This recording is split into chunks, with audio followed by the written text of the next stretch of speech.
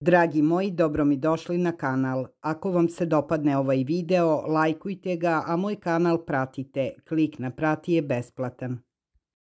Žiljenje reznica tuje zimi u plastičnom buretu.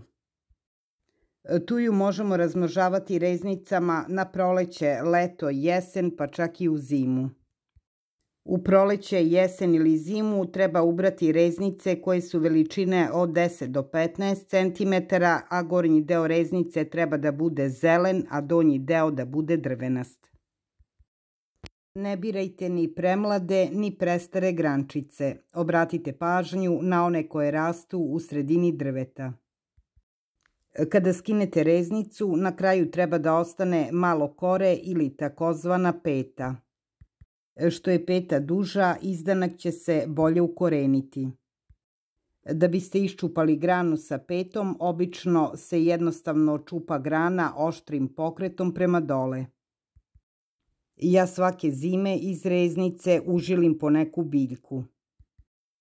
Sada sam rešila da probam da užilim tuje zimus. Imam nekoliko saksija sa biljkama koje bih htjela da sačuvam zimus. Saksije sam ubacila u jedno bure koje je prazno i ne koristim ga. U svaku od tih saksija ubacila sam po nekoliko reznica tuja. Imam tu i reznica lovor višnje i još nekih drugih biljaka. Bure je dugačko i ima poklopac tako da biljke mogu da se zaštite od smrzavanja. Bure sam stavila na zaštićeno mesto i zazidane male ostave.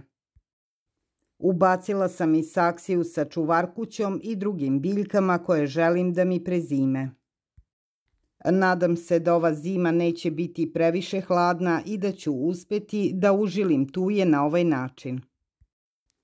A ja ću vas svakako obavestiti o ishodu do marta meseca.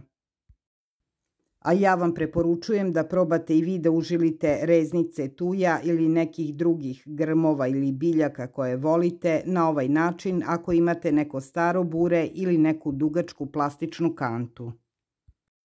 Ovo moje bure ima poklopac koji skidam svakodnevno pomalo, a posebno kada su sunčani dani. Poklopac skroz ne zatvaram, samo ga stavim na bure.